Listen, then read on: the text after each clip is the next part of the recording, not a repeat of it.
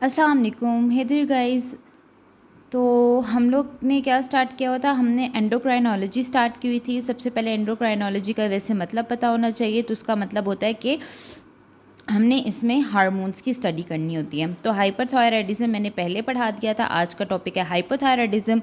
और इसमें चीज़ ये आती है कि हाइपरथायराइड, पहले तो इसकी डेफिनेशन देख लेते हैं, ठीक है। और जब भी आपने पढ़ना होता है ना, हाइपोथायराइडिज्म हो गया, हाइपरथायराइडिज्म हो गया, तो हमेशा CNS से स्टार्ट किया करें। लेकिन सबसे पहले हम लोग इस हमेशा अगर चीज़ समझनी होती है तो उसकी डेफिनेशन पे आ जाया करें। मैंने आपको पढ़ाया था कल हाइपरथायराइडिज्म, और मैंने उससे पहले लेक्चर्स में सारा पढ़ा लिया था कि अफेक्ट्स क्या होते हैं और T3 T4 बनता कैसे है, ठीक है। अगर आपने उसको वो समझ आएगी तो ये चीज़ें समझ आएंगी, ठीक है। तो अगर आपने वो नहीं पढ़ा तो आप वो देख लीजिएगा। अच्छा, हाइपोथायराइडिज्म का मतलब क्या होता है कि कोई भी चीज, जब हमारे पास जो थायराइड होता है, जो T3 T4 होता है, जब वो इनएक्टिव फॉर्म, इनएक्टिव कह लिए, इनएक्टिव नहीं होगा, अंडर एक्टिव होगा, ठीक है। कि मतलब T3 T4 अपनी असल जितनी भी वैल्यूज़ है उससे कम बन रहा होगा, तो हमारे पास वो जो थायराइड होगा, ठीक है, वो दे डोंट मेक इनफ, ठीक है, इनफ T3 T4, तो उसमें हमारे पास पेशेंट को हाइपोथायराइडिज्म हो जाएगा। एज़ कम्पेयर टू हाइपरथायराइडिज्म में ये होता है कि जो हमारे पास हाइपरथायराइडिज्म होता है वो हमारे पास ओवर एक्टिव होता है। उसमें क्या होता है, T3 T4 इंक्रीज होता है। तो नेक्स्ट हम इसे समझते हैं कि इसमें होता क्या क्या है। सबसे पहले तो अगर कोई भी आपने चीज़ पढ़नी होती है ना, तो आपने हमेशा CNS से स्टार्ट करना होता है, हमेशा आपने ब्रेन से स्टार्ट करना होता है। ब्रेन में अब क्या चीज़ आती है, हमारे पास ये हाइपोथैलेमस है, ठीक है।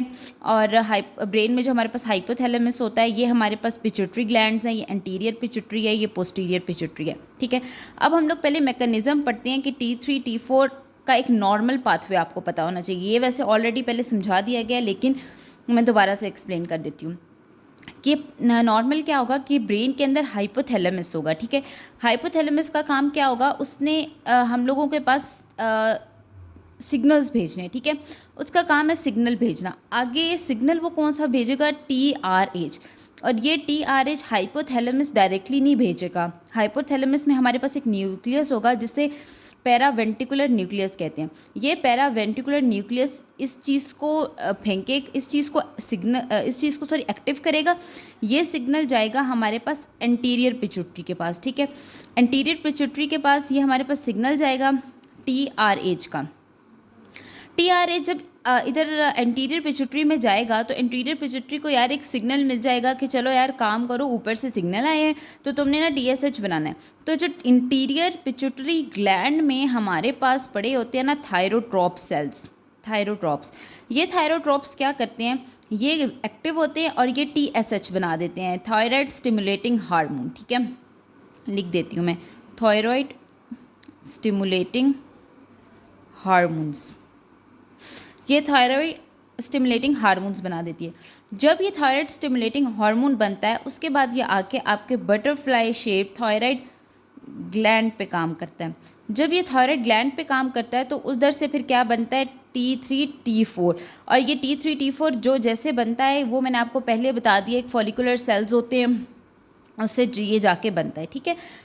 फॉलिकुलर सेल से हमारे पास ल्यूमन प्रोटीन जाती है, फिर आयोडीन जाती है, उस आयोडाइड जाती है, फिर वो ल्यूमन में जाके आयोडीन में चेंज होती है। आयोडीन और टायरोसिन का कॉम्बिनेशन होता है, तो फिर वो जाके जब हमारे पास दो डाई थायरोट्रोप्स हमारे पास जब मिलते हैं तो वो हमारे पास थायरोक्सिन बना देते हैं, थायरोसिन बना देते हैं। इस तरह वो T4 बन जाता है। जब one mono and die attach होता है तो हमारे पास T3 बना देता है, ठीक है, ट्राई थायरोट्रॉप्स। तो इस तरह T3 T4 बनता है हमारे पास। नेक्स्ट अब हमने देखना है कि जैसे हाइपरथायराइडिज्म की हमारे पास 2 टाइप थी, इस तरह हाइपोथायराइडिज्म की भी हमारे पास 2 टाइप होती है। एक हमारे पास होती है प्राइमरी और एक होती है सेकेंडरी। अब सबसे पहले तो इस चीज़ का डिफरेंस पता होना चाहिए कि प्राइमरी क्या होती है और सेकेंडरी क्या होती है। तो उसको जानने के लिए आपके पास बहुत एक इम्पॉर्टेंट चीज़ आती है कि प्राइमरी का पता होना चाहिए और सेकेंडरी का पता होना चाहिए। एज सेम एज जैसे हमारे पास हाइपरथायराइडिज्म में था कि प्राइमरी का मतलब होता है कि जो मसला है ये आपका थायराइड है, ये आपका हाइपोथैलेमस है, ठीक है। प्राइमरी में हमेशा ऐसा होता है कि जो मसला होता है ना वो आपके इसमें ग्लैंड में होता है, ठीक है। मसला ग्लैंड आपका ख़राब होगा, ना कि आपका ऊपर से सिग्नल ख़राब होगा। ऊपर से सिग्नल ठीक आ रहा है, ग्लैंड में कोई मसला हुआ होगा, ग्लैंड का कोई सेल डैमेज हुआ होगा या कुछ भी ऐसा हुआ होगा जो अंदर के प्रोसेसेस हैं वो डैमेज हुए होंगे, जिसकी वजह से हमारे पास प्राइमरी हाइपरथायराइडिज्म होगा। पेशेंट को हाइपोथायराइडिज्म जो होगा वो प्राइमरी फॉर्म में होगा। उसमें मसला क्या होगा कि जो हमारा मसला है वो हमारी ग्लैंड का है, ना कि हमारे ब्रेन से सिग्नल्स का। एज़ कम्पेयर टू हमारे पास अगर सेकेंडरी देख ली जाए तो सेकेंडरी में जो मसला है वो ग्लैंड बिल्कुल परफेक्ट है, ग्लैंड बिल्कुल ठीक है, ठीक है। इसी तरह जो हमारा हाइपोथैलेमस है, जो ऊपर से सिग्नल्स आ रहे हैं वो ख़राब हैं, ठीक है। ऊपर से सिग्नल्स आएंगे वो ख़राब होंगे, जिसकी वजह से या तो T3 T4 बिल्कुल कम बनेगा या फिर T4 T3 बहुत ज़्यादा बनेगा। ये बात समझ आ गई आपको। नेक्स्ट हम इसकी पढ़ लेते हैं कि अब जैसे मैं आपको बताती हूँ कि यहाँ पे अगर मसला सेकेंडरी का कर लेते हैं, तो यहाँ पे अगर मसला हमारे पास सिग्नल्स का, मैं आपको कह रही हूँ, लेट्स सपोज यहाँ पे अगर पिट्यूटरी ग्लैंड का ट्यूमर है, ठीक है। अगर लेट्स सपोज यहाँ पे पिट्यूटरी ग्लैंड का ट्यूमर है तो यहाँ पे एंटीरियर पिट्यूटरी ग्लैंड में हमारे पास थायरोट्रॉप्स बनने हैं, ठीक है। जब यहाँ पे सिग्नल ही ख़राब है तो वो वर्क कैसे करेंगे, या तो फिर वो ओवर वर्क करेंगे या फिर वो वर्क करेंगे ही नहीं। तो ग्लैंड इज़ और इटसेल्फ वो बिल्कुल ठीक है, लेकिन ऊपर से हाइपोथैलेमस का मसला आ रहा है। अब यहाँ पे क्या होगा, लेट्स सपोज ऊपर से सिग्नल ठीक आ रहा है, यहाँ पे इसके रिसेप्टर्स का मसला बन सकता है, अंदर कोई ट्यूमर हो सकता है या कुछ भी हो सकता है, जिसकी वजह से फिर हमारे पास ये जो पेशेंट है इसको प्राइमरी थायराइडिज्म हो जाएगा, ठीक है। नेक्स्ट अब हम इसके कॉजेज़ देख लेते हैं। आप सॉरी मुझे भूल गया था, एक आप बुक में टर्म पढ़ेंगे हाइपोथैलेमिक पिट्यूटरी एक्सिस। इसका क्या मतलब होता है, जो हाइपोथैलेमस है वो क्या करेगा, कुछ आपके पास बनाएगा, कुछ हार्मोन्स बनाएगा। वो हार्मोन्स क्या करेंगे, जब वो हार्मोन्स बनाएगा तो वो हार्मोन्स जिस एक्सिस के थ्रू, मतलब जिस सर्किट के थ्रू जाके हमारे पास पिट्यूटरी पे काम करेगा, पिट्यूटरी ग्लैंड्स पे एंटीरियर पे हो या पोस्टीरियर पे हो, जिस पिट्यूटरी ग्लैंड पे हो जाके काम करेगा, ठीक है, काम करता है, उस चीज़ को हम कहते हैं हाइपोथैलेमिक पिट्यूटरी एक्सिस। इसका क्या मतलब होता है कि जो हाइपोथैलेमस है जब वो कुछ हार्मोन्स बनाएगा तो जिस पाथवे के, जिस सर्किट के थ्रू वो जाके उस पर काम करेंगे, उस पर लाइक इंटीरियर या पिट्यूटरी पे, तो उस चीज़ को हम क्या कहते हैं, उस चीज़ को हम कहते हैं कि वो हाइपोथैलेमिक पिट्यूटरी एक्सिस के थ्रू काम कर रहा है, उस सर्किट के थ्रू काम कर रहा है, ठीक है। तो हम कॉजेज पढ़े थे, सबसे पहले हम कॉज पढ़ लेते हैं हैशीमोटर थायराइडाइटिस। तो इसमें हम लोगों ने ये हाइपर में भी पढ़ा था, तो लेट्स डिस्कस इट। हाइपर में क्या हो रहा था, ये किस वजह से हो रहा था, जब T3 T4 ज़्यादा हो रहा था। तो मैं आपको इसकी नेक्स्ट एक्सप्लेनेशन देती हूँ कि हाइपर में क्यों हो रहा था। अच्छा, सबसे पहले तो आपने ये याद रखना है, जैसे पहले था कि एक ऑटो इम्यून डिजीज़ है, ठीक है, ऑटो इम्यून डिजीज़ है। अब इसमें क्या होता है कि जो हमारी इसमें ये होता है कि जो ना पेशेंट ड्यू टू एंटीबॉडीज़, जब पेशेंट में जो एंटीबॉडीज़ बनेंगी खुद ब खुद, ठीक है, वो जाके क्या करेंगी, हमारे ग्लैंड को क्या करेंगी, डिस्ट्रॉय करेंगी। सबसे पहले ऑटो इम्यून, और एक चीज़ याद रखनी है, जितनी भी ऑटो इम्यून डिजीज़ेज होती हैं वो मोस्टली फीमेल में होती हैं। तो ये आपने याद रखना, हैशीमोटर मोस्टली फीमेल में होगा, ठीक है। अब क्या होगा, ये जो ऑटो एंटीबॉडीज़ होंगी ना, ये जाके दो प्रोटीन्स को डिस्ट्रॉय करेंगी। सबसे पहली प्रोटीन है थायरोपेरोक्साइड और दूसरी है थायरोग्लोबिन। ये जो ऑटो एंटीबॉडीज़ हैं जाके इन दो प्रोटीन पे अफेक्ट करेंगी। अब क्या होगा, सबसे पहले अब इसमें हम डिस्कस कर लेते हैं कि हाइपरथायराइडिज्म में ये कैसे चीज़ आई थी। सबसे पहले जब भी ये जाके चीज़ हमारे ऑटो एंटीबॉडीज़ जाके हमारे फॉलिकल्स, हमारे जो फंक्शनल सेल होते हैं हमारे थायराइड ग्लैंड के, ये फॉलिकुलर सेल है, जब भी ये जाके इस पर अफेक्ट करेंगी हमारी ऑटो एंटीबॉडीज़, ठीक है, जो हमारी बॉडी ने बनाई थी अगेंस्ट हमारे थायराइड पेरोक्साइड के और थायरोग्लोबिन प्रोटीन्स के, ठीक है। सबसे पहले ये जाके फॉलिकल्स को रप्चर करेंगी। जब फॉलिकल रप्चर होगा तो उसमें से T3 T4 ज़्यादा निकलेगा, ठीक है, क्योंकि उसमें बहुत ज़्यादा पड़ा होगा। तब ये प्राइमरी हाइपरथायराइडिज्म करवाएगा, ठीक है। लेकिन टाइम टू टाइम अगर हम इसको करेक्ट नहीं करते, फॉलिकुलर सेल्स की इन्फेक्शन को हम करेक्ट नहीं करते, तो हमारे पास क्या होगा कि हमारे पास जो पेशेंट होगा उसका जो फॉलिकुलर सेल्स हैं वो बिल्कुल डैमेज हो जाएंगी, T3 T4 बनना ही ख़त्म हो जाएगा। तो उसकी वजह से पेशेंट को जो जो हमारे पास थायराइडिज्म होगा वो हमारे पास हाइपोथायराइडिज्म होगा, ठीक है। आइटिस से ही देखिए, थायराइड मैंने आपको बताया था कि इसका मतलब इन्फ्लेमेशन होता है, ठीक है। क्या होगा, सबसे पहले जब भी कोई चीज़ जाके हमारे थायराइड पे अफेक्ट करेगी, वहाँ पे सबसे पहले क्या होगी, हमारे पास इन्फ्लेमेशन होगी, ठीक है। सबसे पहले इन्फ्लेमेशन कॉज होगी। उसमें क्या होगा, उस इन्फ्लेमेशन की वजह से हमारे फॉलिकुलर सेल रप्चर हो जाएंगे। अगर उस इन्फ्लेमेशन को हमने ठीक नहीं किया तो हमारे फॉलिकल्स बिल्कुल ही ख़त्म हो जाएंगे, जिसकी वजह से T3 T4 बिल्कुल ख़त्म हो जाएगा और उससे हमारे पास हैशीमोटो थायराइडाइटिस होगा। और सबसे बड़ी चीज़ हैशीमोटो थायराइडाइटिस में आपने याद रखनी है कि ये रिजोल्व नहीं हो सकता, इसको हम फिर ठीक नहीं कर सकते, ठीक है।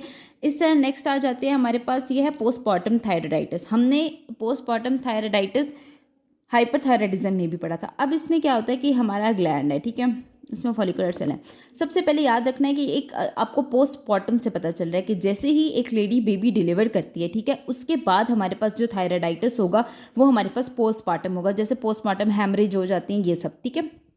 आफ्टर डिलीवरी जो हमारे पास चीज़ें आती हैं, ठीक है, आफ्टर डिलीवरी उस जो भी चीज़ होगी हमारे पास, जिस पोस्टपार्टम हाइपरटेंशन, ये जितनी भी होंगी ना हमारे पास, ये आफ्टर डिलीवरी होगी। अब ऐसा होगा कि क्या होगा कि आपने एक और चीज़ याद रखनी है, लेस देन 1 ईयर ये हो तो हमारे पास ये चीज़ होती है। अगर मोर देन 1 ईयर हो जाए तो फिर कुछ और हो सकता है, ठीक है। अच्छा, अब क्या होगा, आफ्टर डिलीवरी जो मदर है उसने डिलीवरी की है, उसने बेबी डिलीवर किया है, ठीक है। तो अब बात ये बनती है कि यार हमें ये क्यों होता है, मतलब लाइक प्रेगनेंसी के बाद ही क्यों होता है। ये ऐसे होता है कि देखें, अल्लाह ताला ने ये एक नॉर्मल चीज़, नॉर्मल फिनोमिना है कि जो जब प्रेगनेंसी स्टार्ट होती है कि जो हमारा इम्यून सिस्टम होता है वो खुद ब खुद सप्रेस हो जाता है। वो सप्रेस क्यों होता है, वो अल्लाह ताला की वजह की तरफ से होता है। वो इसलिए होता है कि ताकि बॉडी ओवरलोडेड चीज़ें ना बनाए, तो वो जाके बेबी और डिफरेंट ऑर्गन्स को अफेक्ट ना करें। तो जैसे ही बेबी डिलीवर होता है तो फ़ौरन क्या हो जाता है कि जो T3 T4 हैं वो फ़ौरन तेज़ी से बनते जाते हैं, तेज़ी से बनते हैं, ठीक है। फ़ौरन, क्योंकि वो फ़ौरन चीज़ एक बंद चीज़ थी, वो दोबारा से खुली है, पहले सप्रेस थी, फिर फ़ौरन से रिलीज़ हुई है। तो पहले वो जाके हाइपरथायराइडिज्म करवाएंगी, ठीक है। T3 T4 ज़्यादा होगा, लेकिन जैसे ही हमने इसके थायराइडाइटिस को ठीक नहीं किया, थायराइड को ठीक नहीं किया, तो ये आगे जाके हाइपोथायराइडिज्म बना देंगे जो हम पढ़ रहे हैं, ठीक है।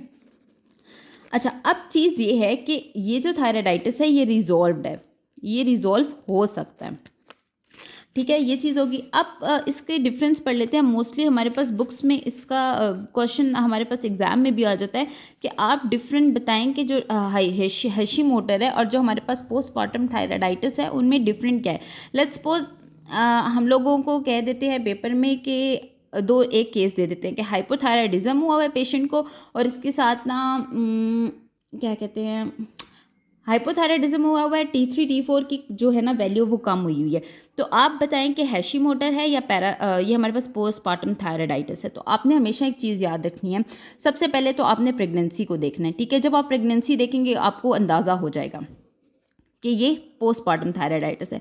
दूसरे नंबर पे जो आपने चीज़ देखनी है, जो हैशीमोटो होता है ना हमारे पास, इसमें जो ग्लैंड होता है ना वो इनलार्ज हुआ होता है, उसकी स्वेलिंग हुई होती है, पेनफुल नहीं होता ये, ठीक है, पेनफुल नहीं होता। सबसे पहले इसमें क्या होगा, एक और चीज़ देखने की इसमें चीज़ क्या है कि सबसे पहले ये इसकी जो साइज़ है ना वो इंक्रीज़ हुआ होगा। इसी तरह जो हमारे पास पोस्टपार्टम थायराइडाइटिस होता है उसमें जो ग्लैंड का साइज़ होता है ना वो नॉर्मल रहता है। और दूसरा डिफरेंस ये है कि वो आपको पता है कि आपको पता चल जाएगा कि प्रेगनेंसी के बाद है, ठीक है। इसी तरह थर्ड काज हमारे पास आती है डीकार्विन सब एक्यूट ग्लोमेरुलर थायराइडाइटिस। इसमें क्या होता है कि ये जो हमारे पास वायरस होता है ना ये आउटसाइड से आके हमारे थायराइड को डैमेज कर देगा, ठीक है। थायराइड आएगा, वो हमारे पास वायरल इन्फेक्शन है वो हमारे थायराइड को इन्फेक्ट कर देगी, जिसकी वजह से क्या होगा, हमारे जो फॉलिकुलर सेल्स हैं वो डैमेज हो जाएंगे। पहले T3 T4 बहुत बनेगा, हमने उसको रिजॉल्व नहीं किया तो उसके पास वो हाइपोथायराइडिज्म में चले जाएगा। दूसरी चीज़ आपने याद रखनी है, ये रिजॉल्व हो सकता है, ठीक है, रिजॉल्व हो सकता है। तीसरी चीज़ आपने ये याद रखनी है कि जब हम इसे पल्पेट करते हैं तो स्वेलिंग तो मिलती ही मिलती है। दूसरी चीज़ होती है कि ये आपके पास पेनफुल होता है। फोर्थ चीज़ ये होती है कि ये टेंडर होता है, ठीक है, स्वेलिंग के साथ साथ पेनफुल होगा और टेंडर होगा। ये दो चीज़ें रिजॉल्व हैं, पोस्टपार्टम और डीकार्विन, लेकिन हमारे पास हैशीमोटो रिजॉल्व नहीं हो सकती, ठीक है। ये फीमेल्स में ज़्यादा होता है, पोस्टपार्टम भी फीमेल में ज़्यादा होगा। ये ऑटो इम्यून या ये मेल में भी हो सकती है, फीमेल में भी हो सकती है, ठीक है। ये चीज़ हो गई। उसके बाद आपने ये याद रखना है कि पेनफुल होता है हमारे पास डी कार्बिन, जबकि हमारे पास हैशीमोटर पेनफुल नहीं होता, स्वेलिंग दोनों में होती है, ठीक है। फोर्थ हम लोग पढ़ देते हैं। नेक्स्ट हम पढ़ लेते हैं फोर्थ का, जिसे कहते हैं रीडल थायराइडाइटिस। अब इसमें एक चीज़ बड़ी इंपॉर्टेंट है, ये भी एक तो सबसे पहली बात ऑटो इम्यून डिजीज़ है। सबसे पहली बात ये ऑटो इम्यून डिजीज़ है। वहाँ से जो हैशीमोटो थी वो भी ऑटो इम्यून डिजीज़ थी। अब सबसे पहले हमने बात याद, अब हम इसको डिफ्रेंशिएट कैसे करेंगे। तो जो रीडल थायराइडाइटिस है उसमें जो हमारे पास ऑटो एंटीबॉडीज़ होती हैं वो जो अगेंस्ट बनती हैं वो IgG4 होंगी, ठीक है। और हैशीमोटो में क्या थी, वहाँ पे हमारे पास थायरोपेरोक्साइड और थायरोग्लोबिन के अगेंस्ट बन रही थी, ठीक है। अब इसमें क्या होगा कि ये जो ऑटो एंटीबॉडीज़ हैं ये जाग के हमारे जो फिब्रोब्लास्ट होगा ना, फिब्रोब्लास्ट को क्या कर देंगी, स्टिमुलेट करेंगी। जब ये फिब्रोब्लास्ट स्टिमुलेट होगा तो क्या होगा कि जो हमारा थायराइड है उसमें क्या हो जाएगी, फिब्रोसिस हो जाएगी। वहाँ पे जाके हमारे पास फिब्रॉइड मटेरियल अकुमुलेट हो जाएगा। क्या होगा कि इसमें ऑटो एंटीबॉडीज़ IgG4 बनेंगी, जो कि क्या करेंगी, जाके फिब्रोब्लास्ट को एक्टिवेट करेंगी। जब फिब्रोब्लास्ट स्टिमुलेट होगा तो जो हमारा थायराइड ग्लैंड है वो जो उसके टिश्यूज़ हैं, हमारा फिब्रोसिस हो जाएगी हमारे टिश्यू की। वहाँ पे फिर सबसे दूसरी चीज़, वहाँ पे ये भी थायराइडाइटिस है, वहाँ पे इन्फ्लेमेशन हो जाएगी। वहाँ पे जा हमारे थायराइड ग्लैंड में इन्फ्लेमेशन हो जाएगी। उससे क्या होगा कि जो अब देखें, जब हमारे फॉलिकुलर सेल्स में ही फिब्रोसिस हो गई है तो वो जो सेल्स होंगे वो क्या हो जाएंगे, हमारे पास नॉन फंक्शनल हो जाएंगे, मतलब वो वर्क नहीं करेंगे, नॉन फंक्शनल हो जाएंगे। उसके बाद क्या होगा, इसकी वजह से हमारे पास क्या होगा कि जो हमारा पेशेंट होगा उसे हाइपोथायराइडिज्म हो जाएगा, ठीक है। अब इसमें 3 चीज़ें बहुत इंपॉर्टेंट याद रखनी है कि जब हमारे पास रीडल थायराइडाइटिस होता है तो उसके साथ साथ जो पेशेंट होता है उससे 3 और सिम्टम्स ज़रूर आते हैं। वो सिम्टम्स होते हैं, सबसे पहले उसको आएगा ऑटो इम्यून पैंक्रियाटाइटिस, उसके बाद आता है उसको रेट्रो पेरिटोनियल फिब्रोसिस, जो हमारे पेरिटोनियम के बैक वाली साइड्स होंगी वहाँ पे जो स्ट्रक्चर्स होंगे वहाँ पे फिब्रोसिस हुई होगी। और दूसरा ये 2 चीज़ें होंगी, मस्ट होंगी, ऑटो इम्यून पैंक्रियाटाइटिस और रेट्रोपेरिटल फिब्रोसिस। अब हम लोगों ने देखना है कि यार ये जो रीडल थायराइडाइटिस है इसको जब हम पल्पेट करेंगे तो इसमें क्या क्या चीज़ें हमें शो होंगी, मतलब क्या क्या फाइंडिंग्स आएंगी। तो सबसे पहले आपने याद रखना है इसमें जो फाइंडिंग है वो हमारे पास क्या है, जस्ट अ मिनट, इसमें जो हमारे पास फाइंडिंग है वो हमारे पास जस्ट अ मिनट, फाइंडिंग है वो हमारे पास क्या होगी, लाइक रॉक टाइप होगी। जब हम उसे पल्पेट करेंगे तो वो बहुत हार्ड सी, बहुत टेंडर रॉकी होगी, जैसे कोई पत्थर होता है ना उस तरह की होगी। नेक्स्ट चीज़ आती है वो हमारे पास है चिल्ड्रन कंजेनिटल हाइपोथायराइडिज्म, और जिसे हम क्रिटिनिज्म भी कहते हैं। अच्छा, सबसे चीज़ आ गई कि अब चिल्ड्रंस में क्या होता है। सबसे पहले यहाँ पे लिखा हुआ है कॉन्जेनिटल। कॉन्जेनिटल का जहाँ भी मतलब आएगा ना उसका ये मतलब होगा कि वो बाय बर्थ है। तो जो चीज़ें होती हैं ना उनको समझ के पढ़ा करें, ठीक है। जो चीज़ें होती हैं उनको समझ के पढ़ा करें। अगर आप उनको समझ के पढ़ेंगे तो ही वो आपके लिए ईजी होंगी, वरना वो बहुत मुश्किल हो जाएंगी, ठीक है। तो जो चिल्ड्रन हमारे पास कॉन्जेनिटल हाइपोथायराइडिज्म होता है ना उसमें क्या होता है कि उसमें 3 चीज़ें इंपॉर्टेंट हैं। ए जेनेसिस होगा, डिसजेनेसिस होगा, और दूसरी हमारे पास एक तो आयोडीन की डेफिशिएंसी होगी, और आयोडीन बहुत ज़्यादा भी होगी तो हाइपोथायराइडिज्म होगा, आयोडीन बहुत कम भी होगी तो हाइपोथायराइडिज्म होगा। एक मिनट यहाँ पे हम बना लेते हैं, ये 2 हाइपोथायराइडिज्म है। अच्छा, ए जेनेसिस, ए का मतलब होता है बिल्कुल भी नहीं होना, ठीक है, एब्सेंट। अब ए जेनेसिस में क्या होगा कि जो बेबी है वो बाय बर्थ उसका थायराइड ग्लैंड ही नहीं होगा, ठीक है, थायराइड ग्लैंड ही एब्सेंट होगा। जब उसका थायराइड ग्लैंड एब्सेंट होगा T3 T4 नहीं बनेगा, जिसकी वजह से उसे हाइपोथायराइडिज्म हो जाएगा। अब यहाँ पे चीज़ जानना ज़रूरी है कि डिसजेनेसिस क्या होता है। डिस का मतलब होता है कि नॉन फंक्शनल, ठीक है, नॉन फंक्शनल। अब क्या होगा कि थायराइड ग्लैंड तो होगा, लेकिन उसमें क्या होगा कि अगर हमें उस थायराइड से 100% वर्क चाहिए तो वो 50% वर्क देगा, T3 T4 कम बनेगा, जिसकी वजह से पेशेंट को क्या होगा, हाइपोथायराइडिज्म होगा। अब दो चीज़ें और भी हैं। आयोडीन की डेफिशिएंसी की वजह से भी हाइपोथायराइडिज्म होगा, क्योंकि आयोडीन कम जाएगा, उधर से फिर सही प्रोसेसेस नहीं होंगे, एक दूसरे के साथ कॉम्बिनेशन नहीं होगी उनकी, तो उसकी वजह से क्या होगा कि जो हमारे पास आयोडीन, जैसे मॉल न्यूट्रिशन कुछ कंट्रीज़ होते हैं जहाँ पे बेबीज़ को प्रॉपर आयोडीन नहीं मिल सकती, तो वो वहाँ पे ये हिसाब किताब होगा।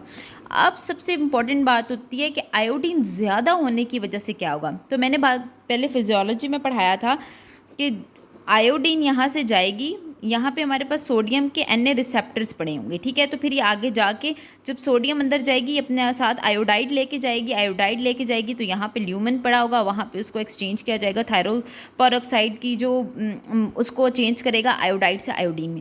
अब क्या होगा, जब यहाँ से बहुत ज़्यादा आयोडीन आ रहा हो, आयोडाइड आ रहा होगा, वो आयोडाइड क्या करेगा कि जो सोडियम के चैनल्स हैं ना, इनको ब्लॉक कर देगा, इन रिसेप्टर्स को ब्लॉक कर देगा, जिसकी वजह से आगे नहीं जा पाएगी और यहाँ पे प्रोसेस सही नहीं होगा, तो T3 T4 सही से नहीं बनेंगे, ठीक है। तो इसको वुल्फ चिकोफ जो है ना इफेक्ट भी बोलते हैं। ये बुक में आपका लिखा होगा वुल्फ चिकोफ, ये आप देख लीजिएगा स्पेलिंग, अगर प्रोनाउंसिएशन गलत हुई तो ये अफेक्ट हो जाएगा, जिसमें हमारे पास आयोडीन जो है, आयोडाइड है, वो प्रॉपर नहीं पहुंच पाएगी हमारे सेल की ल्यूमिन की तरफ। जो मैंने आपको पहले फिजियोलॉजी पढ़ाई थी कि ये फॉलिकुलर है, ये फॉलिकल सेल है, इसके दरमियान ल्यूमिन होता है, यहाँ पे पेरोक्साइड होता है, थायराइड पेरोक्साइड, जिसने हमारे पास आयोडाइड को आयोडीन में करना होता है, फिर टायरोसिन के साथ उसको कन्वर्ट ऐड करना होता है, ठीक है। तो ये हमारे पास हो गया चिल्ड्रन कॉन्जेनिटल हाइपोथायराइडिज्म। नेक्स्ट हमारे पास जो चीज़ आती है वो हमारे पास आता है यूथायरॉइड 6 सिंड्रोम। अब यूथायरॉइड 6 सिंड्रोम में हमारे पास, जस्ट अ मिनट, यूथायरॉइड 6 सिंड्रोम में हमारे पास क्या होता है कि क्रिटिकली जो पेशेंट होगा ना वो इल होगा, लाइक आप कह लें, पहले यहाँ लिख देते हैं, क्रिटिकल पेशेंट इल होगा, पेशेंट आईसीयू में होगा, लाइक हॉस्पिटलाइज्ड होगा, पेशेंट हॉस्पिटलाइज होगा, उसे बहुत ज़्यादा इन्फेक्शंस होंगी, क्रोनिक इन्फेक्शंस होंगी। अब इसका मतलब समझते हैं कि कुछ लोग होते हैं वो बहुत ज़्यादा बीमार रहते हैं, बहुत ज़्यादा आईसीयू में उनको, मतलब बहुत बीमार रहते हैं, उसके बाद काफ़ी हॉस्पिटलाइज रहते हैं, मतलब वहाँ से उनको जा ही नहीं सक रहे होते, तो फिर कुछ उनको क्रोनिक इन्फेक्शंस होती हैं। तो जब ऐसा कोई मामला होता है ना, तो हमारी जो बॉडी है ना, उसमें क्या बनते हैं, कुछ इन्फ्लेमेटरी साइटोकाइंस बनते हैं। जब ये इन्फ्लेमेटरी साइटोकाइंस होते हैं, इन्फ्लेमेटरी साइटोकाइंस बनते हैं ना, ये क्या करते हैं कि जो हमारी कन्वर्सेशन होती है T4 से T3 में, आपको ये पता है बात कि ग्लैंड में T4 ज़्यादा बनता है। जब वो ग्लैंड में T4 बनता है, लेकिन उसने आगे जाके T3 में कन्वर्ट होना होता है, जो बॉडी में वर्क करता है वो T3 करता है, लेकिन जो ग्लैंड में ज़्यादा चीज़ बनती है वो T4 बनती है। अब क्या होगा, जब T3 से T4 ही नहीं कर रहा होगा काम, तो हमारी बॉडी में क्या होगा, जो T3 है ना वो डिक्रीज़ हो जाएगा, जिससे पेशेंट को हाइपोथायराइडिज्म हो जाएगा। अब एक चीज़ याद रखना बहुत ज़रूरी है, अगर आपको लैब फाइंडिंग दी जाती है और कहा जाता है कि आप बताओ, अगर आपको डिफरेंट दे दी जाते हैं, जैसे चिल्ड्रन कंजेनिटल हाइपो दे दिया जाता है, रीडल थायराइडाइटिस और यूथायराइड दे दिया जाता है, और अगर आपको फाइंडिंग देते हैं T3 कम है, T4 नॉर्मल है, TSH नॉर्मल है, ये भी नॉर्मल है, तो आपने एक बात याद रखनी है कि जो हमारे पास यूथायराइड 6 सिंड्रोम होता है, उसमें सिर्फ T3 कम होता है, T4 भी नॉर्मल होगा और TSH भी नॉर्मल होगा, ठीक है। तो ये आपके, और ये मोस्टली हॉस्पिटलाइज लोगों में होता है जिनमें क्रोनिक इन्फेक्शंस होती हैं। तो हमने क्या पढ़ लिया, हमने प्राइमरी की रीडल थायराइडाइटिस, कंजेनिटल U6 सिंड्रोम हमने पढ़ लिया, उसके बाद हम लोगों ने पढ़ लिया ये हैशीमोटो थायराइडाइटिस, फिर हमने पोस्टपार्टम थायराइडाइटिस, फिर हम लोगों ने डी कार्वेन पढ़ लिया। नेक्स्ट अब बारी आती है हमारे पास सेकेंडरी की। तो सेकेंडरी के हम कॉजेज़ पढ़ लेते हैं। उसमें सबसे पहले है शिहान सिंड्रोम। शिहान सिंड्रोम क्या होता है कि मैं आपको एक क्लिनिकल चीज़ बताती हूँ कि एक प्रेग्नेंट लेडी है, ठीक है। अब जब उसने जब बेबी डिलीवर हुआ है, ठीक है, तो उसके बाद ना उनको पोस्टमार्टम ब्लीडिंग हुई है, मतलब बहुत ज़्यादा ब्लीडिंग हुई है, हैवी ब्लीडिंग। उसमें क्या होता है कि जब हैवी ब्लीडिंग हुई है तो आप लोगों ने ब्लीडिंग स्टॉप किया है, उससे कहा है कि आप यार घर चले जाओ, उसे आपने घर भेज दिया, ठीक है। आफ्टर फ्यू वीक्स कह लें या आफ्टर फ्यू डेज़ कह लें, वो आपके पास आई है और कहती है कि ना उसको सिम्टम्स आ रहे हैं कॉन्स्टिपेशन के, आप उसकी बॉडी चेक करते हैं तो वो बहुत कोल्ड होती है, उसको बहुत सर्दी लगती है, ठीक है। उसके बाद उसका जो आप बीपी चेक करते हैं वो बहुत ड्रॉप हुआ होता है, ठीक है। उसके बाद ड्राई स्किन होती है। तो जितने भी सिम्टम्स आ रहे होते हैं ना वो हमारे पास हाइपोथायराइडिज्म के आते हैं, क्योंकि हाइपरथायराइडिज्म में हमारी स्किन वार्म होती है। अब क्या होता है कि जैसे ही यार अब जो चीज़ इसमें ये है, इसमें ये चीज़ आती है कि जब भी हमारे पास जब एक लेडी प्रेग्नेंट होती है, अब एक लेडी प्रेग्नेंट होती है तो क्या होता है कि जो हमारा मेटाबॉलिक रेट होता है ना, मेटाबॉलिक मैकेनिज़्म है, वो हमारे पास इंक्रीज़ हो जाता है। वो क्यों इंक्रीज़ होता है? इस वजह से क्योंकि बेबी दो बॉडीज़ ने फीड करना होता है। एक मदर की खुद बॉडी है और दूसरा उस बेबी को भी फीड जानी होती है, ठीक है। जिसकी वजह से जो हमारा मेटाबॉलिक जो सिस्टम है ना वो बहुत इंक्रीज़ हो जाता है, ठीक है। जब एक नॉर्मल लेडी से बहुत इंक्रीज़ हो जाता है। फिर क्या होता है कि जो पिट्यूटरी ग्लैंड होता है ना, पिट्यूटरी ग्लैंड, वो उसका जो साइज़ है वो इंक्रीज़ हो जाएगा। जब पिट्यूटरी ग्लैंड का साइज़ इंक्रीज़ हो जाएगा, ठीक है, और बहुत ज़्यादा ब्लीडिंग हुई होगी, ठीक है, बहुत ब्लीडिंग होगी तो उस पेशेंट को क्या होगा, इस्कीमिया हो जाएगा पिट्यूटरी ग्लैंड का।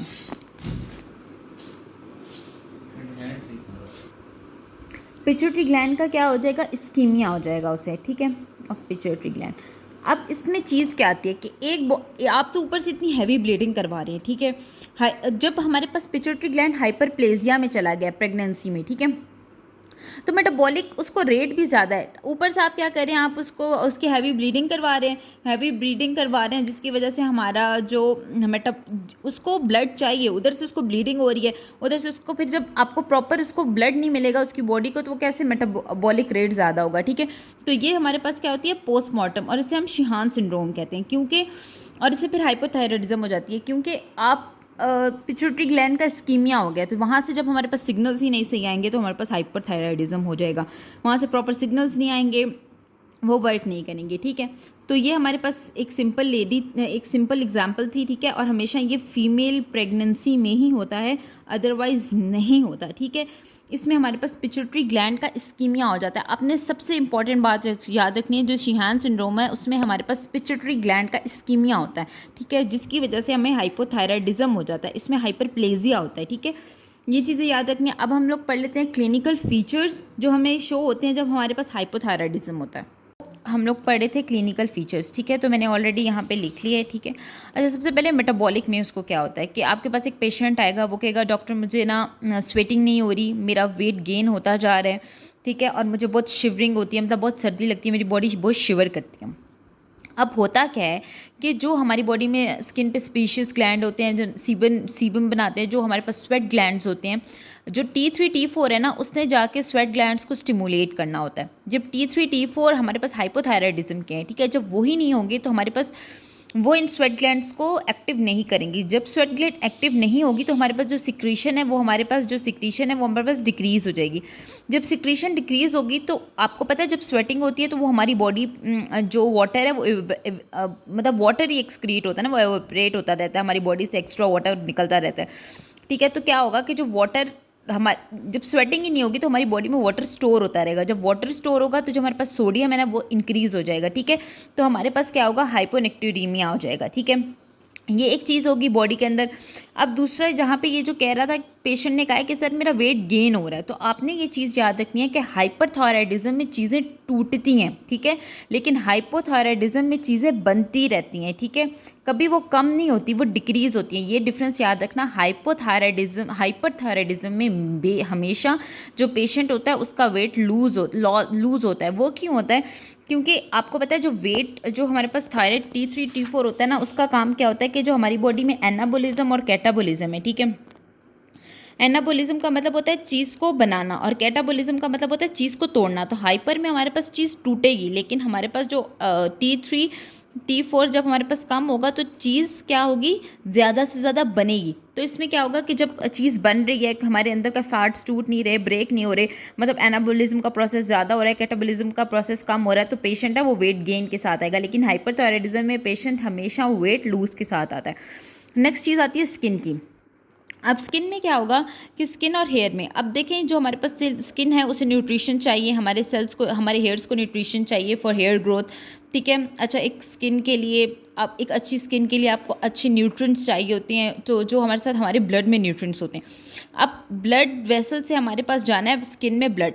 अब क्या होगा कि हमारे पास अगर हमारी बॉडी में T3 T4 नहीं होगा, ठीक है, तो वो क्या कर देगा, हमारी ब्लड वेसल को डायलेट कर देगा। जब ब्लड वेसल डायलेट होगी तो हमारी स्किन के पास प्रॉपर ब्लड नहीं जाएगा, क्योंकि ब्लड वेसल डायलेट हुई होगी, जिसकी वजह से हमारी स्किन बहुत कूल होगी, कूल फील होगी, आपको ड्राई लगेगी एज़ कम्पेयर टू, ठीक है, ड्राई लगेगी। इस तरह जब हमारे पास हाइपरथायराइडिज्म में हमारी स्किन मॉइस्ट होती है, हमारी स्किन बहुत वार्म होती है, ठीक है, और हेयर ग्रोथ भी बहुत ज़्यादा होती है, तो फिर क्या होगा, क्योंकि उसको ज़्यादा से ज़्यादा न्यूट्रिएंट मिल रहे हैं, जितनी उसको ज़रूरत नहीं है उससे भी ज़्यादा ब्लड वेसल कॉन्ट्रैक्ट हो रही है, ठीक है, यहाँ पे ब्लड वेसल डायलेट हो रही है।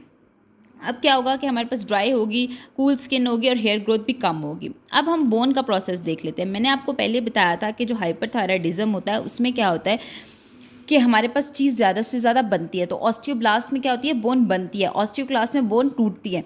अब ऑस्टियोपेरोसिस कहाँ पे हो रही थी, हाइपर में। अब ऑस्टियोब्लास्ट यहाँ से ज़्यादा हमारी बॉडी में बोन बनेगी, मतलब एक मसल्स के अंदर भी समटाइम्स बोन बन जाती है, जिसे हमारे ऑस्टिसिस्टिक कहते हैं, आई गेस, मुझे सही से नेम नहीं याद आ रहा, ठीक है। इसमें हमारे पास क्या होगी, ज़्यादा से ज़्यादा बोन बनेगी। अब नेक्स्ट हम कर लेते हैं हार्ट पे। हमने क्या कहा था कि हार्ट पे जब हाइपर था तो हमारे पास ट्रैकीकार्डिया हो रहा था, बट यहाँ पे हमारे पास क्या हो रहा है, ब्रेडिकार्डिया। ब्रेडिकार्डिया क्यों हो रहा है, क्योंकि B1 जो रिसेप्टर है वो स्टिमुलेट नहीं हो रहे, ठीक है, जबकि हाइपरथायराइडिज्म में ये एक्स्ट्रा स्टिमुलेट होते हैं और पेशेंट की हार्ट रेट ज़्यादा होती है। नेक्स्ट बात कर लेते हैं फीमेल में। फीमेल में क्या होता है कि ये बड़ा इंपॉर्टेंट पॉइंट है।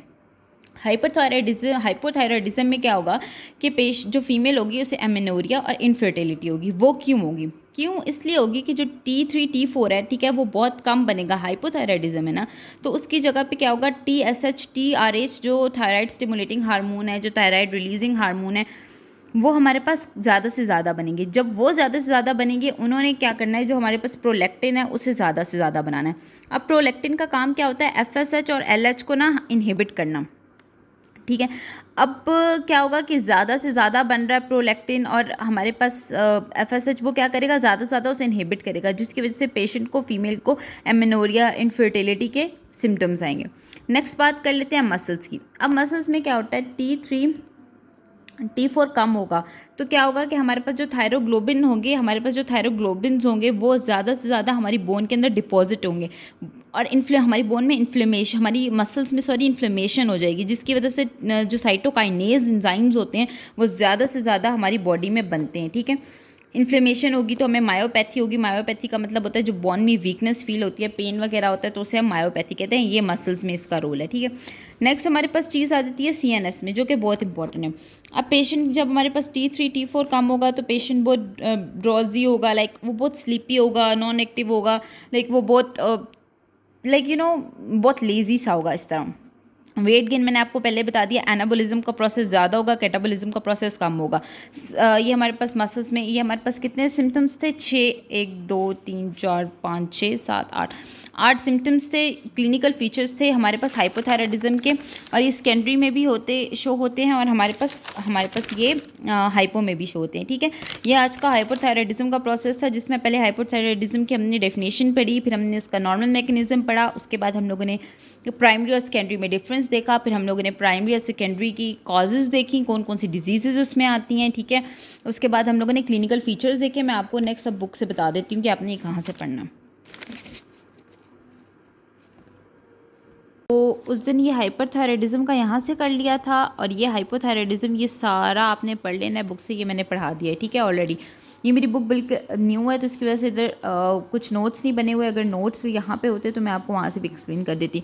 ये रीडल थायराइडाइटिस है, ठीक है, ये सारे हैशीमोटर है, ये कॉन्जेनिटल हाइपोथायराइडिज्म है। अदर कॉजेज़ में जैसे मैंने आपको बताया वोल्फ-चिकोफ इफेक्ट होता है, जिसमें हमारे पास जो सोडियम होता है उसका जो चैनल रिसेप्टर होता है वो बंद हो जाता है, क्योंकि आयोडीन ज़्यादा से ज़्यादा बन रही होती है, ठीक है। और ये सारी चीज़ें आपने बुक से भी पढ़ लेनी है। अगर आपको यहाँ से नहीं समझ आती तो आपने यहाँ से भी पढ़ लेनी है। पेज नंबर हमारे पास है 536, ये मैं आपको निकाल के दिखाती हूँ। ये देखें यहाँ पे ये है हमारे पास हाइपोथायराइडिज्म, इसमें ये क्रेटिनिज्म है जिसमें हमारे पास था, मैंने आपको बताया था कॉन्जेनिटल जो डिजीज़ होती हैं बेबीज़ की। उसके बाद क्लिनिक के फीचर में poor feeding, constipation, dry scaly skin, bradycardia होता है हमारे पास। लेबॉर्ट्री, अब देखें क्या होगा, लेबॉर्ट्री में TSH जो लेवल है वो क्या रेज हो जाएगा in fall in T3 T4 level. तो ज़ाहिरी बात है ये हैशीमोटर ऑटोइम्यून क्रोनिक लिम्फो ये जो है लिम्फोसाइटिक थायराइडाइटिस ये हो गया। उसके बाद हमारे पास हो जाता है, यहाँ पे आ जाता है सब एक्यूट डी, हमारे जो डी कार्वेन है। उसके बाद ये हमारे पास Riedel thyroiditis, where is it, Riedel thyroiditis आ जाता है। उसके बाद आई थिंक नेक्स्ट है, उसके बाद ये नोडुलर मल्टी, ये मैंने आपको बताया था ना, नोडुलर और मल्टी नोडुलर, जब एक होता है एक सेल का प्रॉब्लम होता है और मल्टीपल सेल्स के प्रॉब्लम्स होते हैं। तो ये आप लोगों ने यहाँ से चीज़ें पढ़ लेनी है क्योंकि कल का टॉपिक कैंसर का है, ठीक है। आई होप आपको समझ आ गई होगी। अगर कुछ नहीं समझ आई तो मुझसे कमेंट्स बॉक्स में पूछ लीजिएगा। टेक केयर और पढ़ लीजिएगा। अल्लाह हाफिज़।